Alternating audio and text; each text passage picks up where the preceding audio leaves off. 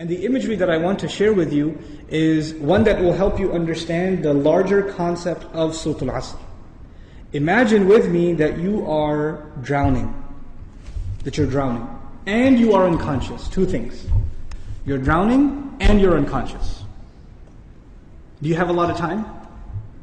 If you're drowning and you're unconscious, do you have a lot of time? No, you don't have a lot of time.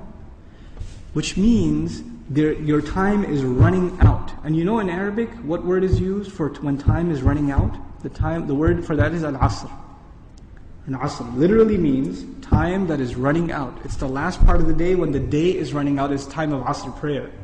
Okay, Asr literally comes from asir, juice that is squeezed out, time that's being squeezed out of your hands. You know, asr al-thawba even it's used. That you take a cloth that is drenched in water, and when you squish it like this, all the water comes out. Asra as a verb is used like that, right? To squeeze it out. So Allah talks about this time. You're drowning, you're unconscious, your time's running out. What's the first thing you need to do to be able to survive if you're in that position? If you hope to survive, what's the first thing you're going to need? What do you think? Wake up.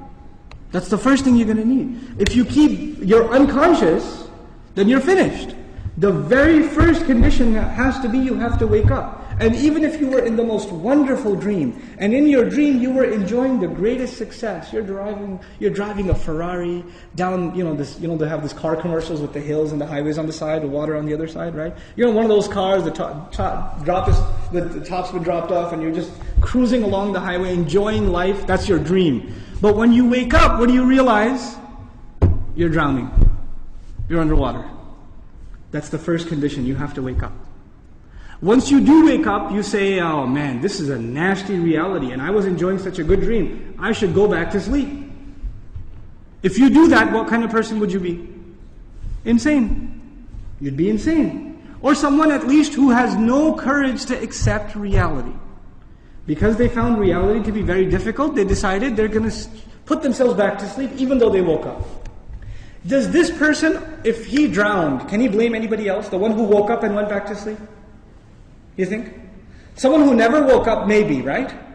But the one who woke up said, this is not good. And they went back to sleep. They have no one to blame but who? Themselves. They have no one to blame but themselves. Now, let's imagine that they did wake up. What do you have to do next? Oh, it's pretty bad, I'm drowning.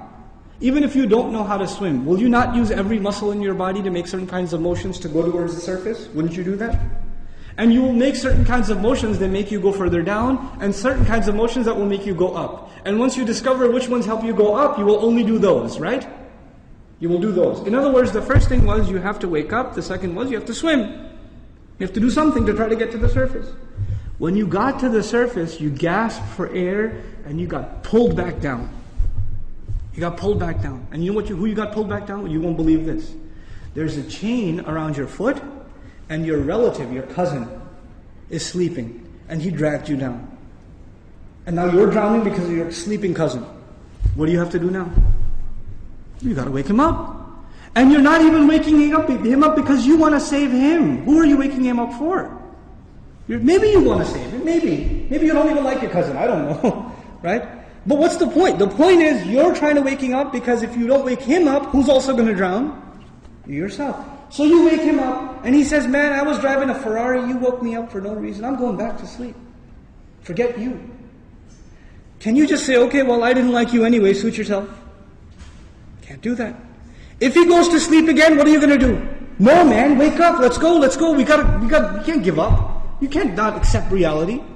And you have to keep trying to wake him up until he finally says, okay, fine, what do we do? He says, you say to him, let's swim together. Both of you come up together. The third time, you both get pulled down by your grandmother, by your aunt, by your neighbor, by your son, by your daughter. Does the process continue? The process continue? There's a 4-part process to this people surviving. The first was they had to wake up themselves. Then they had to try to swim. Then they had to tell other people that they're tied to, this is the truth. Let's go.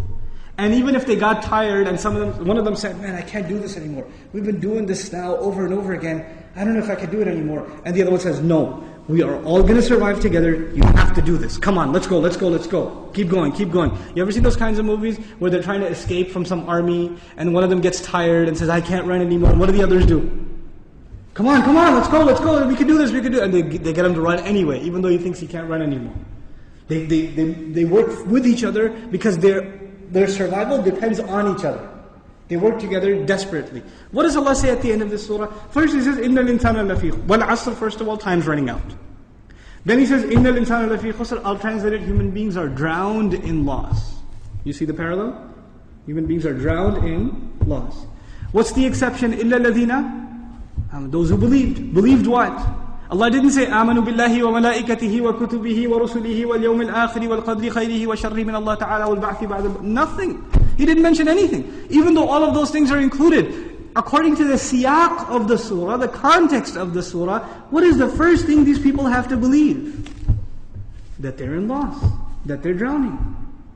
And if they do come to believe that, and they correct their iman, what's necessarily going to happen? They're going to swim and move upwards. How does Allah describe this action? وَعَمِلُوا الصَّالِحَاتِ. They do good things. They do things that help reconcile the situation. By the way, salih is an adjective here, salihat, جمع مؤنث سالم, which literally means that which corrects something. Something was wrong and it corrects it. So they do actions that correct the situation. Literally like the guy trying to swim. But because they were tied to other people, what else did they have to do? وَتَوَاصَوْا بِالْحَقِّ. They had to tell the other the truth. And it's not even أخبروا عن it. They told them about the truth. No. You have to wake him up and let's go, we have to go. No matter, and over again. Tawasi even has takrar in it. It has repetition. Over and over again they said, this is the truth, this is the truth, this is the truth. You know why? Because the people you're trying to save, even if you wake them up temporarily for 20 minutes, 30 minutes during a khutbah, guess what happens when the khutbah is done? They go back to sleep. They start drowning again. So what do you have to do? You have to go and wake them up again. Then they get sleepy again. Then you got to wake them up again. This is tawasi bil haqq. And you might get tired of doing it. You might become impatient. So Allah also adds, وَتَوَاصَوْا بِالصَّبْرِ. You got to keep doing it. Sabr means consistency, constancy, perseverance, patience. You got to remain on point. You got to keep doing this. Because your survival depends on it. In the end, if you do all of these things but you have no patience, and you give up, you drown too. So even if you had iman, and you had good deeds, and you told people about the truth, but you didn't have sabr, you still drown. So how many conditions do you have to fulfill to survive? All four. All four conditions are required. They're critical and they're necessary. Which is why there's a wa in between them. You see the logical progression from iman to amilu salihat, to tawasaw bil haqq, to tawasaw bil sabr, beautifully articulated in this surah.